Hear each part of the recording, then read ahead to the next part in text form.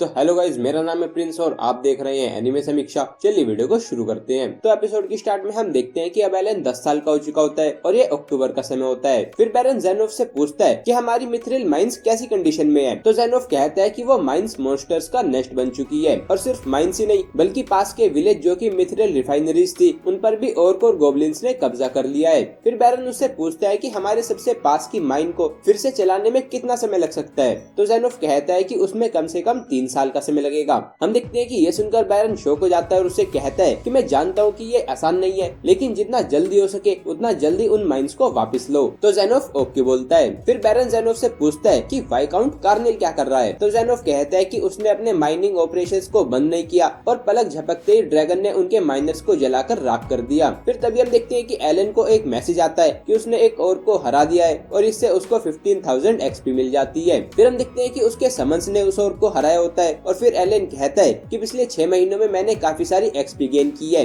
और जब मैं 12 साल का हो जाऊंगा तो ग्रानविल्स को छोड़कर मैं एडवेंचरर बनने के लिए चला जाऊंगा। फिर अगले सीन में हम एलन को गोब्लिन्स के बेस के सामने देखते हैं और हम देखते हैं कि काफी सारे गोब्लिन्स उस पर अटैक करने के लिए आ रहे होते हैं, लेकिन फिर तभी एलन काफी सारे टेडी को समन करके उनसे उन गोब्लिन पर अटैक करवाता है और फिर वो कहता है कि जब मैं गेमर था तो एक्सपी गेन करने के लिए मैं मॉन्स्टर के रिस्पॉन एरिया को छोड़ देता था ताकि वो बार बार रिस्पॉन कर सके, लेकिन ये मॉन्स्टर्स अलग हैं, ये ह्यूमंस को खाते हैं। फिर हम देखते हैं कि कुछ गोब्लिन आर्चर उन पर अटैक करने वाले होते हैं तो एलन स्पाइडी को समन करता है और वो अपने वेब से उन्हें पकड़कर नीचे गिरा देती है। फिर एलन कहता है कि अगर मैंने इन्हें नहीं हराया तो ये बार बार ह्यूमंस को मारते रहेंगे, तो इसीलिए मैं इन्हें पूरी तरह से खत्म कर दूंगा। फिर हम देखते हैं कि एलन वहाँ पर काफी सारे टेडी को समन कर देता है जिससे कि वो गोब्लिन डरकर वहाँ से भागने लगती हैं, लेकिन फिर हम देखते हैं कि उन गोब्लिन्स के पीछे भी टेडी होते हैं और फिर वो सभी टेडी उन गोब्लिन्स को मारने लगते हैं। फिर हम देखते हैं कि वहाँ पर गोब्लिन का किंग आ जाता है, लेकिन फिर हम देखते हैं कि टेडी उसे भी काफी आसानी से हरा देता है और इससे एलन को 4200 एक्सपी मिल जाती है। फिर हम देखते हैं कि सभी गोब्लिन्स को मारने से एलन को 48,800 एक्सपी मिली होती है और फिर अगले सीन में हम न्यू ईयर के मार्च का सीन देखते हैं और हम देखते हैं कि एकेडमी से ग्रेजुएट होकर मिहाई अब वापस आ चुका होता है और उसको देखकर सिसिल काफी ज्यादा खुश होती है।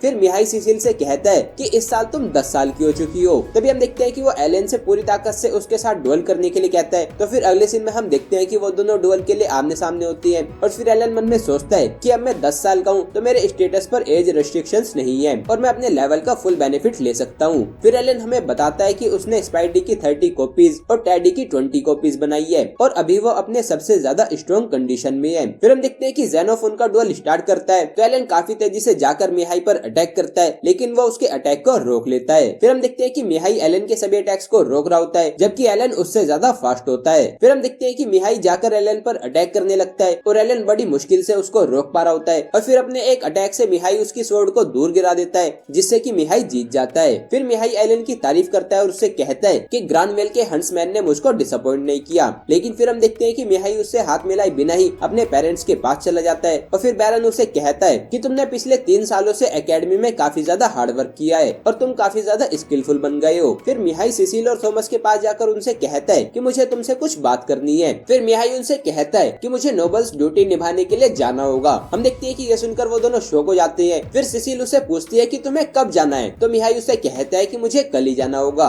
तो हम देखते हैं कि ये सुनकर वो काफी ज्यादा सैड हो जाती है। तो मिहाई उसे कहता है कि चिंता मत करो, मैं 3 साल बाद वापस आ जाऊंगा। तो हम देखते हैं कि ये सुनकर वो और ज्यादा सैड हो जाती है और रोने लगती है। तभी ये देखकर एलन को याद आता है कि बैरन और वाइकाउंट दोनों टैलेंट के लिए अलग अलग रिएक्शन क्यों दे रहे थे। फिर वो मन में सोचता है कि बैरन को जरूर इसके बारे में पता होगा। फिर अगले सीन में हम देखते हैं कि अब मिहाई वहाँ से जा रहा होता है और तभी सिसिल उसे कहती है कि मैं तुम्हारा इंतजार करूंगी। फिर मिहाई बाहर आ जाता है और फिर हम देखते हैं कि वो एलन को गले लगा लेता है और उससे कहता है कि मेरे लिए सिसिल का ध्यान रखना। तो एलन उसको ओके बोलता है और फिर हम देखते हैं कि मिहाई वहाँ से चला जाता है। फिर एलन मन में सोचता है कि मुझे ऐसा लगा जैसे कि उसके हाथ कांप रहे थे और या फिर ये मेरी इमेजिनेशन थी। फिर अगले सीन में हम देखते हैं कि अब मई का समय होता है और फिर हमें पता चलता है कि अब एलन का लेवल 35 हो गया होता है और वो ऑर्क के बेस के सामने होता है और उनसे फाइट करने के लिए रेडी होता है। फिर हम देखते हैं कि काफी सारे टैडी उन ऑर्क पर अटैक करने लगते हैं और उनको मारने लगते, लेकिन फिर तभी हम देखते हैं कि कुछ ऑर्क आर्चर एलन पर अटैक करते हैं तो ब्रॉन अपनी शील्ड से एलन को बचा लेते हैं। फिर एलन 2 स्पाइडी को समन करता है और वो जाकर उन आर्चर को अपने वेब से पकड़ लेती है। फिर हम देखते हैं कि वो ऑर्क बेस के अंदर घुस जाते हैं और फिर हम देखते हैं कि उनके सामने काफी सारे ऑर्क आ जाती हैं और वो लगभग 200 से भी ज्यादा होती हैं और फिर हम देखते हैं कि एलन के टैडी जाकर उन सभी से फाइट करने लगते और इससे एलन को काफी सारी एक्सपी मिलने लगती है। फिर वो कहता है कि प्लान अभी तक अच्छा चल रहा है लेकिन ये और गॉब्लिन से ज्यादा अच्छे से फाइट कर रही है। तभी हम देखते हैं कि एलन की तरफ एक मैजिक का अटैक आता है, तो ब्रॉन अपनी शील्ड से उसको डिफेंड कर लेती है और फिर हम एलन के सामने 3 और मेज को देखते हैं। वो मेज फिर से एलन पर अटैक करती है, तो फिर से ब्रॉन उसको बचा लेती है और फिर हम देखते हैं कि एलन एक मेटल की बॉल निकालकर उससे एक मेज पर अटैक करके उसको मार देता है। फिर वो बाकी के मेज पर भी अटैक करने लगता है, लेकिन फिर हम देखते हैं कि वो मेज छिप जाती है और छिपकर ही एलन और उसके टैडी पर अटैक करने लगती है। तभी हम देखते हैं कि एक मेज जाकर उनके किंग को इस सब के बारे में बता देता है और फिर हम देखते हैं कि फिर से एलन के सामने लगभग 100 से भी ज्यादा और आ जाती है। तो ये देखकर एलन मन में सोचता है कि अब मुझे डिफेंसिव ना खेलकर इसे वॉर की तरह हैंडल करना चाहिए।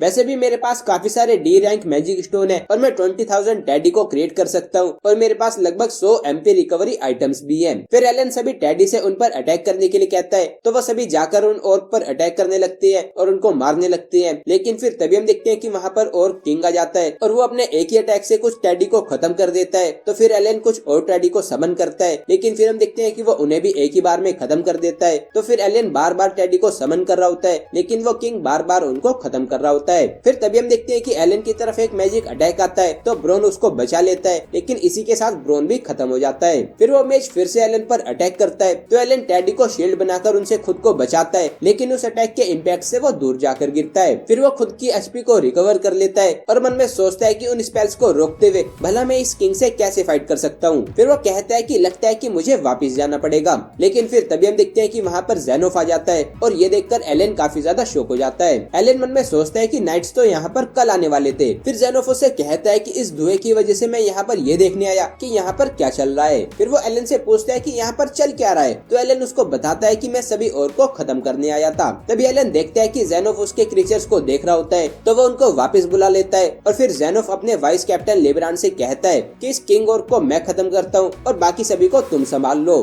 तभी एलन देखता है कि वहाँ पर वाइस कैप्टन भी होता है और फिर हम देखते हैं कि वो और किंग ज़ेनोफ पर अटैक करता है, लेकिन ज़ेनोफ बड़ी आसानी से उसके अटैक को रोक लेता है और फिर लिब्रान एलन को बताता है कि कैप्टन इतना ज्यादा स्ट्रॉन्ग है कि लोग उन्हें वॉर डीमन ज़ेनोफ बुलाते हैं। फिर हम देखते हैं कि वो और किंग ज़ेनोफ पर काफी सारे अटैक्स करता है, लेकिन ज़ेनोफ उसके सभी अटैक्स को बड़ी आसानी से रोक रहा होता है। फिर हम लिब्रान को देखते हैं और वो जंप करके काफी सारे और के बीच में आ जाता है और फिर वो अपनी स्किल का यूज करके अपने स्पीयर के एक ही अटैक से काफी सारे और एक मेज को खत्म कर देता है। तभी दूसरा मेज उस पर मैजिक से अटैक करता है, तो लिब्रान अपने स्पीयर से उसके अटैक को काट देता है और वो अटैक उसके पीछे खड़े और को जाकर लग जाता है और उनको खत्म कर देता है। फिर लिब्रान अपने स्पीयर से बाकी के और को भी खत्म कर देता है और ये देखकर एलन सोचता है कि वाइस कैप्टन भी ज़ेनोफ जितना ही स्ट्रॉन्ग है, तो ये करीना से कैसे हार गया था। तभी हम देखते हैं कि वो और किंग ज़ेनोफ पर अटैक करता है, लेकिन ज़ेनोफ जंप करके उससे बच जाता है और उस पर अटैक करके उसके 2 टुकड़े कर उसको मार देता है। फिर अगले सीन में हम देखते हैं कि एलन ज़ेनोफ के साथ नाइट्स के कैंप में आ गया होता है और फिर ज़ेनोफ उससे कहता है कि मुझे तुम पर पहले से ही शक था, तुमने ही गॉब्लिन्स के नेस्ट को खत्म किया था, है ना? तो वो हाँ बोलता है और फिर ज़ेनोफ कहता है कि तुम्हारे मैन सर्वेंट बनने के कुछ ही समय बाद से मुझे रिपोर्ट्स मिलने लगी कि फॉरेस्ट में मॉन्स्टर्स की ऐसी काफी सारी डेड बॉडीज पाई गई जिनमें मैजिक स्टोन नहीं था। तो तुम्हारी मिहाई के साथ फाइट और तुम्हारे अकेले व्हाइट डियर को हंट करने को देखकर ये समझना कि वो कौन है ये ज्यादा मुश्किल नहीं था। फिर ज़ेनोफ उससे पूछता है कि तुम्हारे पास टैलेंट है और वो एनिमल्स भी उसी का पार्ट है ना? तो एलन हाँ बोलता है और फिर वो मन में सोचता है कि मैं इससे ज्यादा और कुछ एडमिट नहीं करूंगा। तभी ज़ेनोफ उससे कहता है कि बैरन को पहले से ही पता है कि तुम्हारे पास टैलेंट है। तो हम देखते हैं कि ये सुनकर एलन शॉक हो जाता है और फिर ज़ेनोफ उससे कहता है कि इसीलिए उन्होंने तुम्हें हंट्समैन बनाया।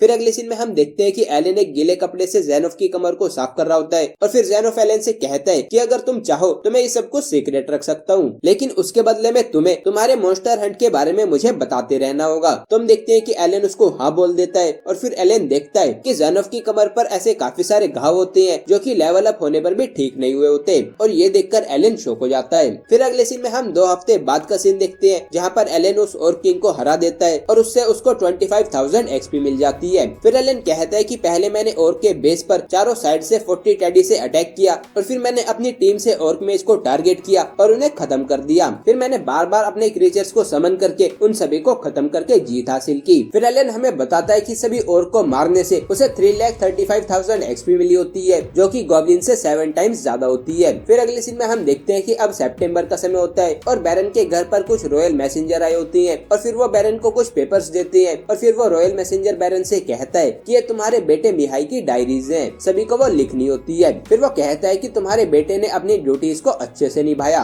और अब वो पीसफुली रेस्ट कर रहा है, मतलब कि वो मर चुका पाए। हम देखते हैं कि ये सुनकर वो सभी काफी ज्यादा शॉक हो जाती हैं और बैरन उससे कहता है कि सिर्फ 6 महीने में ये कैसे हो गया? तुम लोगों को पता था कि मिहाई अभी ही एकेडमी से ग्रेजुएट हुआ है, तो कहीं ऐसा तो नहीं कि हमारे लो रैंकिंग नोबल होने की वजह से तुमने उसका यूज किया हो? ये सुनकर वो मैसेंजर कहता है कि क्या तुम ये चाहते हो कि मैं किंग को जाकर ये मैसेज दूं? तो हम देखते हैं कि ये सुनकर बैरन डर जाता है और फिर वो सभी रॉयल मैसेंजर वहाँ से चले जाती है और बैरन की फैमिली काफी ज्यादा सैड हो जाती है। फिर एलन मन में सोचता है कि उस दिन मिहाई काफी अजीब तरह से एक्ट कर रहा था, क्या उसे पता था कि वो मरने वाला है? फिर हम देखते हैं कि सिसिल काफी ज्यादा शॉक होती है और वो बैरन से पूछती है कि यहाँ पर क्या चल रहा है। तो फिर बैरन सिसिल को छोड़कर बाकी सभी से वहाँ से जाने के लिए कहता है। तो फिर वो सभी बाहर आ जाते हैं और बाहर से एलन को सिसिल की आवाज आती है और फिर हम देखते हैं कि बैरन सिसिल को बताता है कि उसे पता था कि मिहाई मरने वाला है और वो उसके नोबल होने की ड्यूटी का पार्ट है। तो ये सुनकर सिसिल उसे कहती है कि तो क्या हम सिर्फ इस ड्यूटी के लिए मरने के लिए जिंदा हैं? और ये कहकर वो रोते हुए भागकर वहाँ से चली जाती है। फिर अगली सीन में हम एलन को रिकेल के साथ खाना खाते हुए देखते हैं और एलन उसे बताता है कि पिछली रात से सिसिल अपने रूम से बाहर नहीं आई है। फिर रिकेल एलन को बताता है कि इस नोबल ड्यूटी की वजह से